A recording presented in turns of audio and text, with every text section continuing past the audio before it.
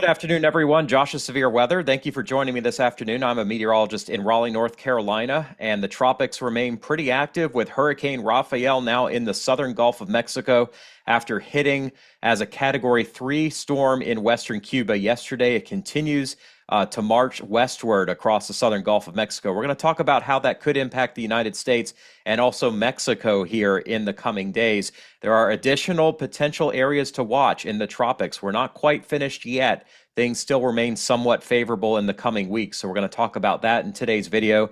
And we're also going to take a look at what's going on in the U.S. over the next several days. Some active weather, a big storm producing some incredible snow right now in parts of the Southwest. So thank you so much for joining me this afternoon. Rafael turning away from the United States, pulling away from the Florida Keys. That is where we like to see it.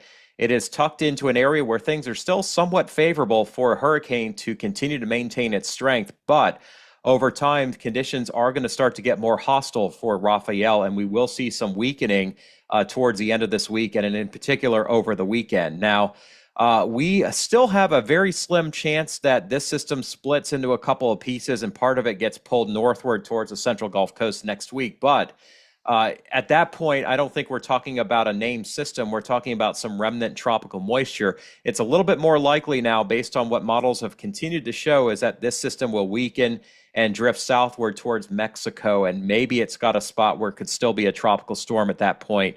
Low chance it's stronger than that. But at this point, we are seeing conditions improving over the Florida Keys and over Cuba, and primarily this is going to be a system that eventually dies on the doorstep. Now, there are other areas we have to watch.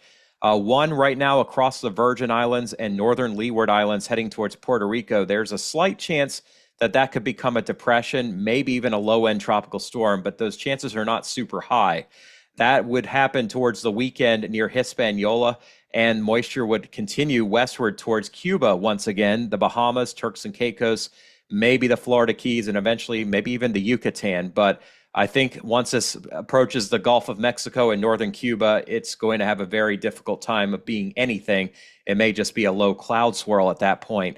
Something else we are keeping an eye on, it has not formed and it will not form yet this weekend, but we may see a repeat setup here later next week for something else to develop. The next two names on the list are Sarah and Tony, just so you all know.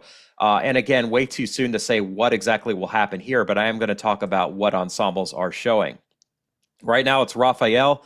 Winds are 100 miles per hour, and the storm is moving west-northwest at 9 miles per hour. So it's not weakened since this morning, holding its own. The next disturbance right now is a trough of low pressure, and right now, not very organized, but some chance that over time a low-level center will try to form, about a 20% chance of that occurring. Regardless, we are going to be dealing with heavy rainfall over the northern islands, over Puerto Rico and Hispaniola, eventually over the southeastern Bahamas, Turks and Caicos through Saturday.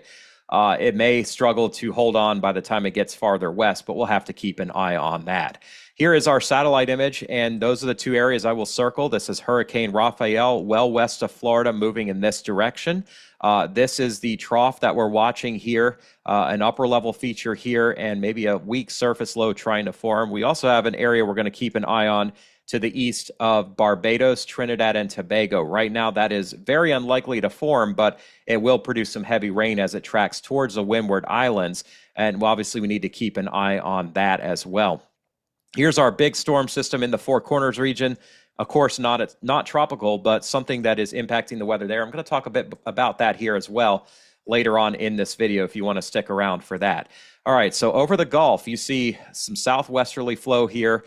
This is eventually going to meet Rafael in the face and cause some weakening. There's a lot of dry air, too. You can see this black indicates very low moisture in the mid and upper levels of the atmosphere.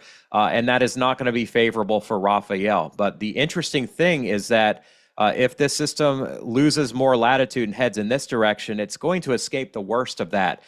So it may be in a spot where it can still survive it, but it will be weakening some. That's what we're going to have to keep an eye on. We do see from Rafael some strong northerly flow here. That is drawing the moisture away from Cuba. There's actually some dry air that is getting into the southwest side of our next system, and that's keeping it from forming. But you can see in the upper and mid levels, there is a trough here. And more than likely, there's going to be a weak area of low pressure that forms in here. Now, some models have that forming from our upper level system, which I don't think is correct. I think this is going to be the area that we need to be keeping an eye on. This is also the water vapor image here over the central Atlantic. And you will see, again, here is our trough oriented like this.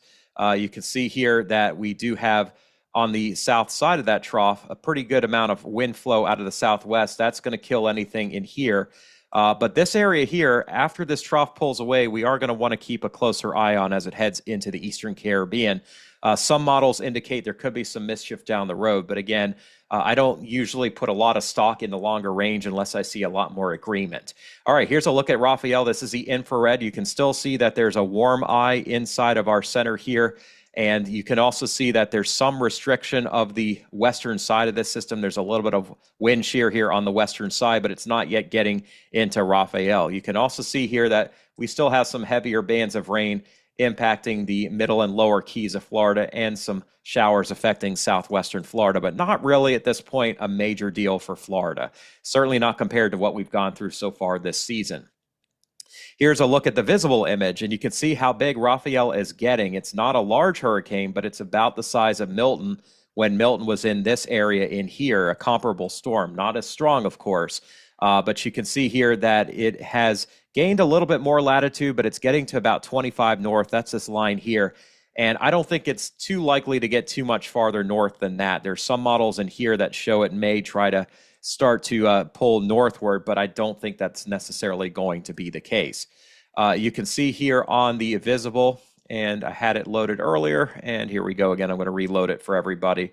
Oh, that's what I did. Okay, I made a long loop for something else. So you can see here, still a very well-defined eye, still some very intense thunderstorms around it, but the eye is cloud-filled for the most part. You see it popping out from time to time. So yeah, it's a healthy looking hurricane for sure. And aircraft have found that it's holding its intensity. This is the flight that went in a little bit earlier, and you can see the pressure's stuck in the low 970s. It's weaker than yesterday when it got down to about 956. So it's come up 15 millibars, which is a category weaker. But the latest aircraft that has gone through has found the pressure has actually dropped just a tiny bit more. So it's still in a spot where things are somewhat favorable for this to hold its own. And in fact, you can see here in the last couple of images, there are some stronger winds here that are at least higher end category 2. So it's not weakening yet at this point, but it may not have a lot more time to go before that can happen. So where does this system go? You can see the Hurricane Center turns it west this afternoon, and eventually we're going to have some weakening tonight down to category 1 tomorrow. It will still be a hurricane heading towards the weekend, but the Hurricane Center believes it will weaken further to become a tropical storm by Saturday afternoon or night, and then that continued weakening as it turns southwestward here on Tuesday. Now, the Hurricane Center yesterday obviously had this track still going farther to the north and then stalling in here. Now you can see it's coming into agreement with what I talked about a day ago. So I was about a day ahead of them on this, and I'm not bragging about it. I was just picking up on things a little bit sooner and maybe making more of a charge to that southwest direction. We'll show you the wind field here as well. You can see it wasn't a very big hurricane, but produced hurricane force winds just west of Havana. And you'll see the size has not grown much more since then. So it's keeping its own here. It's not going to get a lot bigger, and we're not going to see tropical storm force winds hitting the Gulf Coast at this point. Here's an interesting website. This is Tomer Berg, who is a meteorology student here, and you can see kind of the historical track of our storm. And interestingly, another hurricane that rapidly intensified up until it hit. So it was at its strongest point when it made landfall, which obviously is not a good thing for Cuba. We are not going to see that take place again at this point. I do want to show you the ensemble trends. This is a mean of all the ensembles, and you can see it continues to adjust more to the south and east. This is the mean. That's not every single ensemble. In fact, you can see here that the GFS ensembles have some interesting things going on where, yes, the GFS pulls it southwest, but the mean of all these other ensembles still has several solutions moving up in this direction towards Louisiana. But I will say this, at that point, it may be picking up on something that's merging with a front, or that's not even a circulated system anymore. So I wouldn't worry too much about that. The ship's forecast lays it out pretty good here, I think. And you can see the factors that go into this forecast. The wind shear is not as big of a problem as is the presence of dry air here when we get to the weekend. In fact, all the strong wind shears up in here, this area is somewhat protected from the worst of that. In fact, the water temperatures are plenty warm as well, but the challenge for this storm's future is going to be a lot drier air. A tropical system like this needs moisture in place. It needs relative humidity above 45 to 50% to survive. And here it is dropping down to 25% when it gets into here. So if it continues down in here, it may be able to come back a little bit, but I just don't think that it's going to have a great future ahead of it. So that's what we like to hear, right? Here is the Hurricane Center, or I'm sorry, Tropical Tidbits, Levi. By the way, if you go to his website, please feel free to support him. He is a meteorologist who's doing this as extra help as well. And I think he's a great guy. He does a wonderful job of informing people of what's going on without all the hype. So if you do go to his website, I obviously feel he needs more support from folks. But the GFS, what it's doing here is it is weakening our ridge of high pressure. You can see here's part of the ridge, here's part of the ridge, and you've got northerly flow west of the system and southerly flow east of the system of these two high pressure systems. The other models are not as strong with this part and stronger with the northerly part, allowing it to go southwest. So they basically say that this is going to get canceled out by this, but the European disagrees with that, and I'll show that to you here in just a second.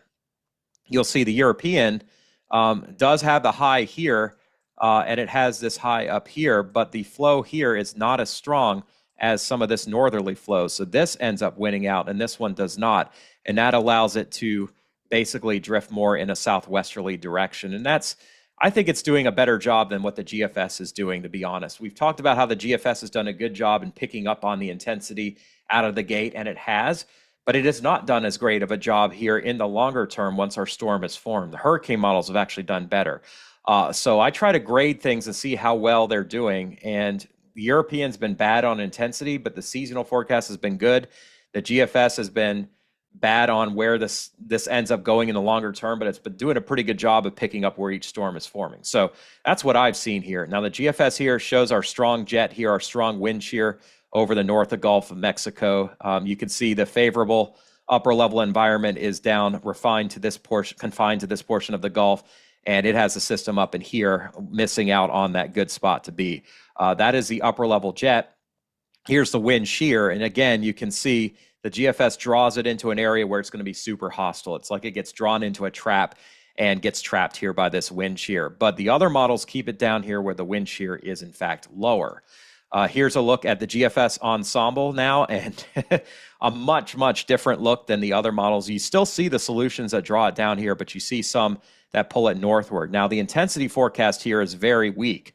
The green indicates above 1,000 millibars, so we're talking low-end tropical storm or tropical depression. At that point, just a little bit of a rainstorm.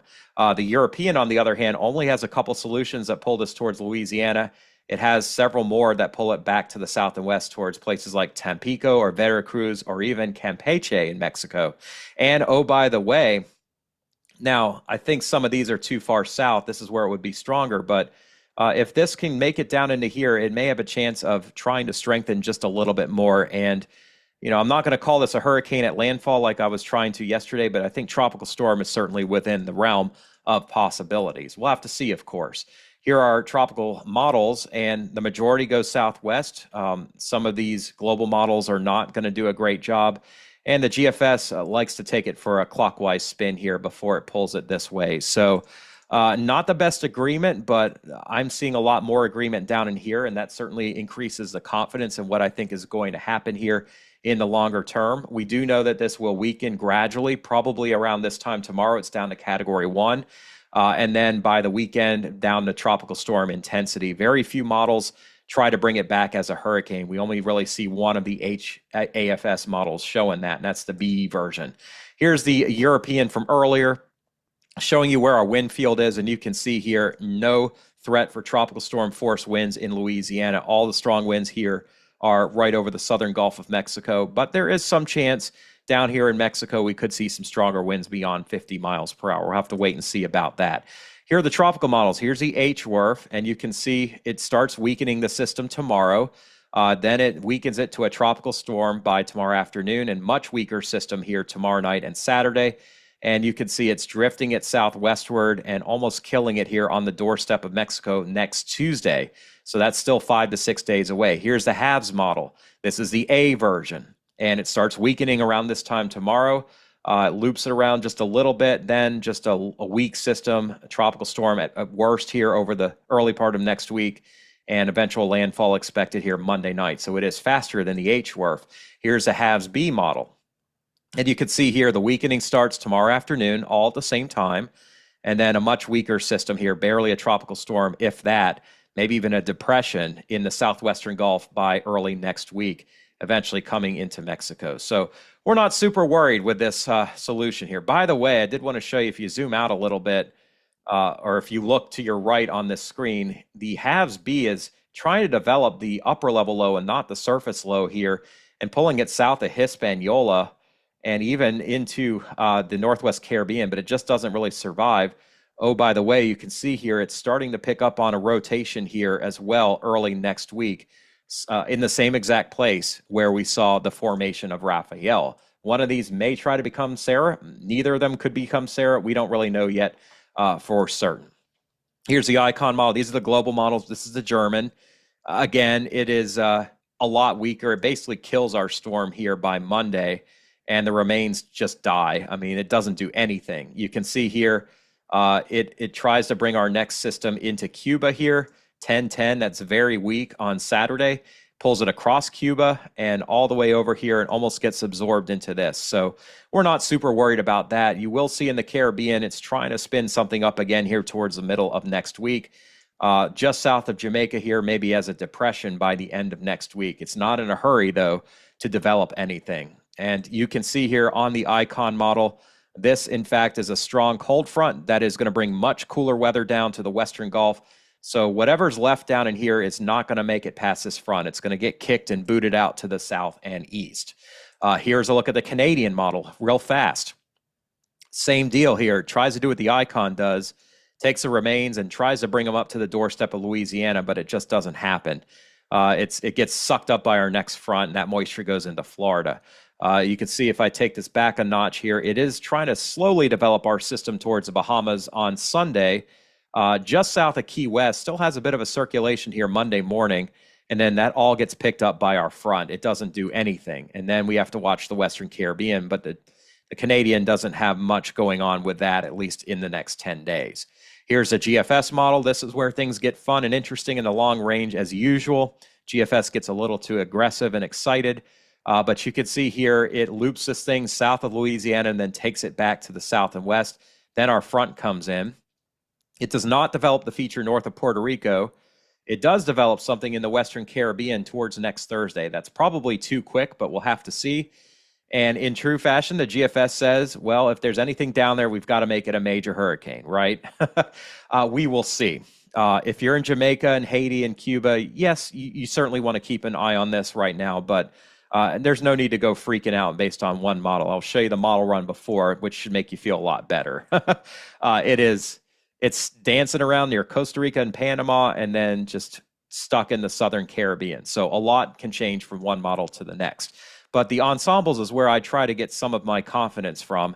And you will see on the ensembles here, they're definitely hinting that there could be something down in here. This is next Tuesday night, but not a lot of agreement on where those versions of the GFS take it. You see one going towards the Yucatan, some going towards Honduras, some sitting out here, some coming up towards Cuba, some going towards Haiti. I mean, there's just a huge amount of spread, and good luck trying to figure out what all is going to happen. Here's the European ensembles, and you can see there are some weak solutions here moving towards eastern Cuba over the weekend, and then that dies south of Florida here by Monday morning. And then we watch pressures lower, but we don't see any aggressive solutions from the European. We see a couple down here, but we don't see anything happening too quickly. And that's probably more correct than the GFS. Finally, the Canadian, this is the moderator between the two. You can see it is definitely picking up on something in the Southwest Caribbean as soon as Monday. I think that might be quick. It eventually pulls things west or northward, but they never make it up into the Gulf of Mexico. Whatever this is, it's probably a Caribbean storm or a Central American storm. So we'll watch all of that for you here, but right now it's really early. Here's a look at the rest of the tropics.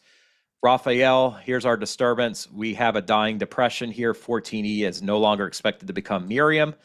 And then, unfortunately, the Philippines are getting battered by very strong Typhoon Yinxing. And I'll show that to you. It actually made landfall here about 12 hours ago as a violent Category 4 typhoon, 145, hugged the northern coast here, and will be weakening gradually after it leaves the Philippines. And eventually, the remains are going to head down towards Vietnam. But take a look at this. What a scary-looking setup here for Cagayan in the northeastern portion of Luzon. Take a look at this. Massive system that rode the coast, went right over the islands, and is just inland right now. So it is going to weaken, but getting ready to make its way back offshore and head west and eventually turn southwest. All right, real quick, we're going to talk about the U.S. weather here. Most of you probably care about this, not so much the tropics. So here's our upper level system over the desert southwest. Lots of moisture coming up, cold air in place. We've got ourselves quite a bit of a storm across this portion of the country. And we are starting to see thunderstorms erupting in West Texas and Southwest Oklahoma. There will be some severe weather out of this. Not many people have been talking about it, but this area in Georgia and South Carolina are getting hammered by heavy rain. We're stuck here with some tropical flow. It has nothing to do with Rafael down in here, but I've seen reports of close to a foot of rain near Orangeburg, South Carolina, and the Statesboro area now towards Savannah and Pooler are getting hit really hard with heavy amounts of rain. We could see a foot of rain in some of these locations. You can see on the GFS here, that area is going to slowly dry out by tomorrow. Here's our next system in the southwest. It's going to be a dynamic one in Texas and Oklahoma. And eventually the winter weather part of it goes away, and it's just a rainmaker across the Great Lakes and in places that do need that rain here on Sunday and Monday, the Mid-Atlantic region. But drying out after that, next storm comes through later in the week. That one will bring us some much chillier weather. We're still waiting on our first freeze here in Raleigh. It's been pretty late. This one is going to get us closer to that, but I don't think it gets us all the way there. Take a look at this Southern Rockies snowstorm. Big time snow, 2 feet or more, maybe up to 4 feet in the Sangre de Cristos here. And even outside of Denver, Parker, Colorado Springs, and the High Plains, we're looking at severe amounts of snow here, over 6 inches in some locations. And that's going to cause all kinds of travel issues. Some of that snow makes it into Texas and Oklahoma, believe it or not, with rates of 1 to 2 inches per hour here. This system is not really going to wind down until we get to Friday night. So the next 24 hours are going to be very difficult if you have any travel plans in this area. You'll see here it's a severe winter storm. We do have a slight risk of severe weather this afternoon into tonight in West Texas. And you can see there's a tornado risk as well, east of Midland, north of San Angelo, and a severe wind and hail risk as well carrying into tonight. Marginal risk tomorrow getting all the way to the Red River, including Dallas, Fort Worth, Austin, San Antonio, Round Rock, and close to College Station as well. There's a tornado chance here as well across this triangle, and a risk for some severe wind and severe hail across the entire area, all the way down to the Hill Country and to San Antonio and Del Rio. And then the chance for severe weather on Saturday does start to drop down, but we will have thunderstorm possibility here, and that could involve some of parts of Louisiana and East Texas. We could have storm delays at our outdoor games on Saturday. Hope everybody has a wonderful Thursday. I'll be back tomorrow afternoon. As always, if you enjoyed this video, I ask you to become a subscriber and share with your friends. And as always, I thank you, but I give all the honor and glory and credit to my Lord and Savior, Jesus Christ, who is an amazing, amazing, amazing power to have on my side. And, you know, we all have titles, we all do things, but I truly believe we've all been created for something greater. And this is my passion and what I want to share with you. And that is the good news. Jesus tells those on the Sermon on the Mount in Matthew 5 that rejoice and be glad, because great is your reward in heaven. For in the same way they persecuted the prophets who were before you. And then later he says, you are the light of the world. A town built on a hill cannot be hidden. Neither do people light a lamp and put it under a bowl. Instead, they put it on its stand, and it gives light to everyone in this house. In the same way, let your light shine before others, that they may see your good deeds and glorify your Father in heaven. And I was not a Christian for the first 30 years of my life, but there were people who came into my life, whether or not I chose them to, I think God did, who were in fact a light to me. They were the light of the world. And I was in a dark spot in my life where I valued how much money I made, what I looked like, who my friends were, who I trusted, and that just put me in a dark spot, just to be honest with everybody. What put me in a brighter spot was seeing that God was still working through me despite what I chose to believe at the time. And because there were people who brought light into my dark world, I was able to see exactly what really mattered most, and that was what was going to happen eternally. Great is your reward in heaven, is what Jesus says on the Mount in Matthew 5:12. So I choose to rejoice and be glad, despite all of the junk that's out there, despite all of the difficulties, because that reward is waiting in heaven. Those people who put years of their life in training to do something, education, people who train for marathons, people who go through the military, they're all doing it because there's something waiting for them at the end. And I truly believe we're here to run the same race as Christians, and that is to receive that reward in heaven that's already been given to us. We haven't even earned it. It's been gifted to us. So my encouragement for you today is that no matter what you're going through in your life, there is a reward in heaven waiting for you. And I hope you see that. So I hope everybody has a wonderful afternoon, and I'll catch you all again tomorrow. Take care.